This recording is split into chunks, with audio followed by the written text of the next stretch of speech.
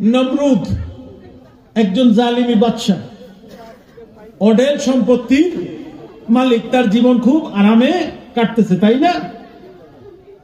আর হযরত ইব্রাহিম আলাইহিস সালাম একটার পর একটা তার চ্যালেঞ্জের মোকাবেলা করেই যাচ্ছেন তিনি, কিন্তু একটার পর একটা পরীক্ষা আল্লাহ তরফ থেকে এসেই যাচ্ছে এবং কোন তেমন একটা ধন সম্পত্তিতে বিশালভাবে আল্লাহ তাআলা কিছু দিছে, সেটাও এখন কি উত্তর পাল্টাই গেল আপনাদের? বলেন, নমরুদের সাথে থাকবেন না হযরত ইব্রাহিমের সাথে থাকবেন?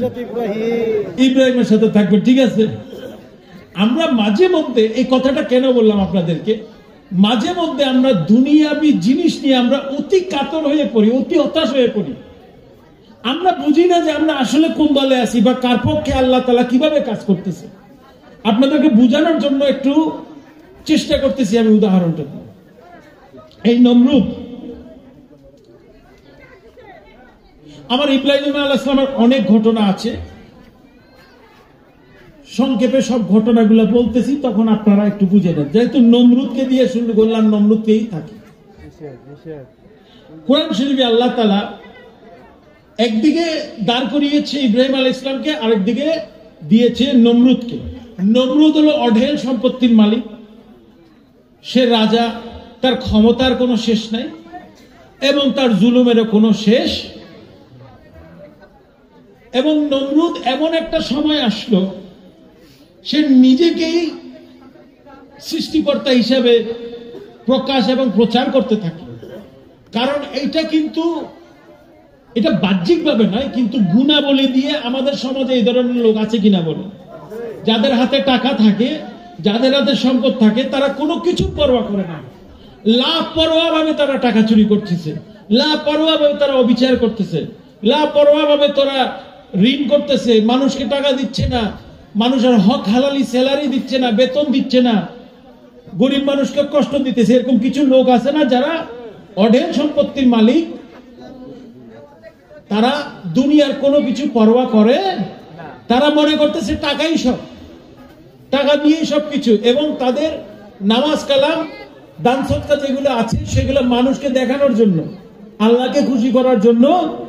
আল্লাহকে যে খুশি করে সে মিথ্যা হয় বলতে পারে না, সে অবিচার করতে পারে না, অন্যায় করতে পারে না, সে লুট করতে পারে না, সে দুঃশাসন করতে পারে না। তো নমরুদ ঠিক ছিল সেরকম, এবং সে চেয়েছে তার বাদশাহী জমানায় সবাই তাকেই সৃষ্টিকর্তা, তাকেই সর্বক্ষমতাবান হিসেবে তাকে সমাজ গ্রহণ করে নেবে।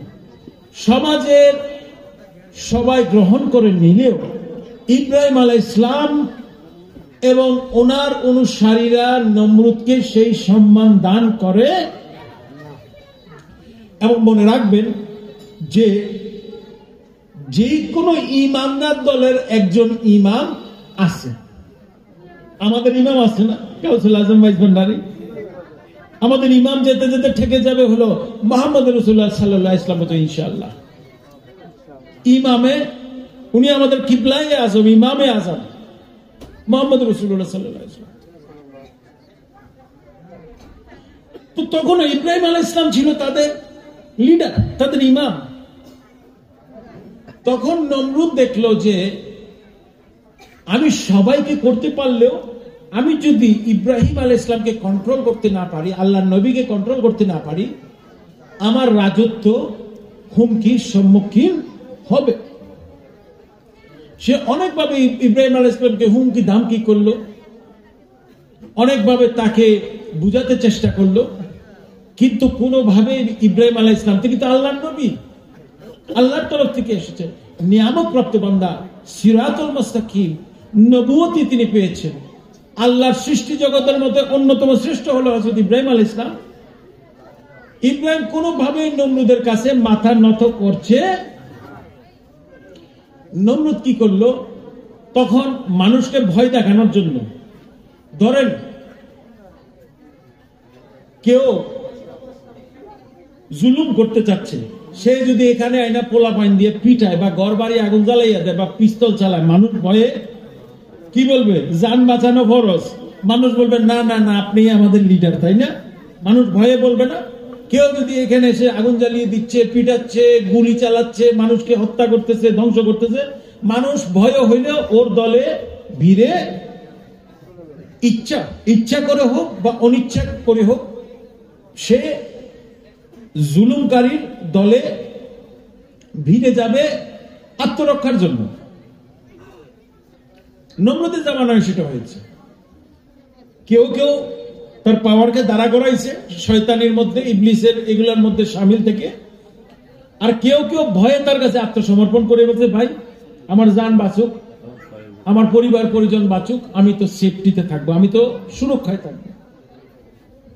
কিন্তু কোনোভাবে ইব্রাহিম আলাইহিস সালাম বলছে, তোমার সাথে কেন, পৃথিবীর কোন শক্তির সাথে আল্লাহকে নিয়ে আমি আপোষ করব, ঈমানকে নিয়ে আমি আপোষ করব, আল্লাহর সিজদা, আল্লাহর তাওহীদ, আল্লাহর ইবাদতকে নিয়ে আমি কোনো আপোষ করব না, প্রশ্নই আসে। তখন নমরুদ কি করলো, ইব্রাহিম আলাইহিস সালামকে শিক্ষা দেওয়ার জন্য ওনার হাত পা যা কিছু আছে শরীর শিকল দিয়ে বাঁধলো। এখন যদি আমারে বা কেউ এখানে শিকল দিয়ে বাঁধে, এখানে কিছুর সাথে বেঁধে রাখে, আমি এখান থেকে নড়ার সুযোগ থাকবে? এবং আশেপাশে আমরা শীতকালে একটু আগুন ধরাই না বাবা, অনেক জায়গায় গ্রামে গঞ্জে একটু গরমের জন্য ঠান্ডা, ঠিক সেইভাবে আগুন ধরানোর মতো বারুদ জাতীয় জিনিস, মানে আগুন যেগুলোকে তেজ করে সেই জাতীয় জিনিস সবকিছু ইব্রাহিম আলাইহিস সালামের আশেপাশে দিয়ে দিল এবং ইব্রাহিম আলাইহিস সালামকে সেখানে সে বাঁধলো এবং বাঁধার পরে পুরো সমাজকে সে ডাকছে সেখানে।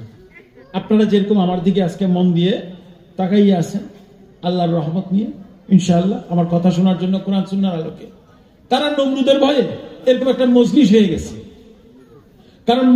কারণ নমরুদ সবাইটা দেখাবে যে আমার বিরুদ্ধে গেলে তোমাদের এই অবস্থা হবে, তোমাদের পুরে তোমাদের নির্যাতন করে বেইজ্জত করে আমি তোমাদের এইভাবে শেষ করে দিব, তোমাদের জান নিয়ে ফেলব। তখন ইব্রাহিম আলাইহিস সালাম তখনও আল্লাহর জিকির করতেছে, তাকে বেঁধে ফেলা হয়েছে, তার পালানোর কোনো উপায় নেই, তাকে বেঁধে ফেলা হয়েছে, চারিপাশে আগুন দাও দাও দাও দাও করে জ্বলার মতো, মানুষ কেন ওখানে, কিচ্ছু বেঁচে থাকার উপায় নেই সেখানে।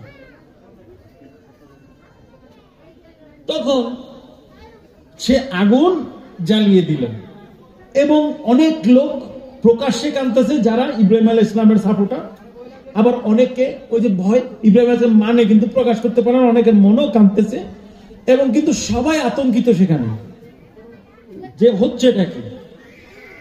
এর মধ্যে ইব্রাহিম আলাইহিস সালাম আল্লাহর জিকির করতেছে, আগুন যতই তাপ বাড়ে নমরুদ দেখে ইব্রাহিম আলাইহিস সালামের হাসি ততই, ওর মাথা তো আর কাজ করতেছে। আল্লাহর রহমত যখন আসলো, যখন আগুনের যে ধোঁয়াটা আছে, অনেক সময় আগুনও লাগে না, কোনো বিল্ডিং এ আগুন লাগলে দেখবেন যে ধোঁয়াতে মানুষ আহত নিহত হয়ে যায়, স্মোক যেটা থাকে, ধোঁয়া যেটা থাকে, তাপ যেটা থাকে, সেই তাপগুলা আমরা গরমকালে যাদের টাকা পয়সা আছে তারা ঘরে কি চালান, এসি চালান, তাই না? তখন এই ধোঁয়ার তাপটা ইব্রাহিম আলাইহিস সালামকে এসির মতো কাজ করতেছে। সুবহানাল্লাহ। ইব্রাহিম আলাইহিস সালাম গরমের তাপ তাকে ছুঁতে পারতেছে, যেই দুনিয়ার যত কিছু ছিল তার আশেপাশে, যেই কিছু দিয়ে আগুন জ্বালানো হয়েছে সেগুলো একটা বাগানে পরিণত হয়ে যাচ্ছে এবং এই আগুনের তাপে শিকলটা পুড়ে পানি হয়ে গেল, কিন্তু ইব্রাহিম আলাইহিস সালামের গায়ে একটা ঠোসকাও পড়লো। সুবহানাল্লাহ। এইটা হলো আল্লাহর ঈমান, যে আমি আল্লাহর ঈমানি পরীক্ষায় যখন আমি দাঁড়াবো, আল্লাহ আমাকে যখন পরীক্ষা দিবে, শুনেন এই ধরনের পরীক্ষা তো ইনশাআল্লাহ কারো দিতে হবে না, তাই না? এখন আপনারা চিন্তা করেন ইব্রাহিম নবী কি পরীক্ষার মুখোমুখি হয়েছে আর আমরা কি পরীক্ষার মুখোমুখি। একটু সান্ত্বনা নিয়ে এগুলা থেকে বাবা। মাথা ব্যথা হইলে মনে হয় বাবা মাথা তুলতে পারি না, পেটে বিষ করলে মনে বাবা পেটে বিষ করতে পারি না, ব্যবসা 10,000 টাকা লস হইলে বলে জীবন চলে না, ভিসা লাগলেও দোষ, বিদেশে ফোন করে মানুষ বাবা ভালো লাগে না, ভিসা না লাগলেও কয় বাবা মনে হয় যে আমাদের জীবন পড়ে যাচ্ছে, আমরা সবকিছু নিয়ে এত টেনশন আমাদের, বুঝছেন? আল্লাহ নবীরা নবুয়তির সম্মানটা পেয়েছে অগ্নি পরীক্ষা পার করে, লিটারেলি। এটাকে অগ্নি পরীক্ষা বলবেন না তো আর কি বলবেন? এখন থেকে অগ্নি পরীক্ষার যখন মানুষ একটা কথা বলে না, আমার জীবন অগ্নি পরীক্ষার মধ্যে দিয়ে যাচ্ছে, ইব্রাহিম আলাইহিস সালামের ঘটনাটা মনে করবেন আপনারা। এটা হলো আসল অগ্নি পরীক্ষা, যেখানে তাকে আসলে আগুনের কূপের মধ্যে ফেলা হয়েছে, কিন্তু আল্লাহর রহমত নিয়ামত বরকত নিয়ে ইব্রাহিম আলাইহিস সালামকে সে আগুন ছুঁইতে পারলো, নমরুদ তাকে কিছু করতে পারলো না, এবং ইব্রাহিম আলাইহিস সালাম সেখানে আল্লাহর রহমত নিয়ামত বরকতের মারফতে সে বিজয়ী হয়ে সেখান থেকে বের হয়ে আসে।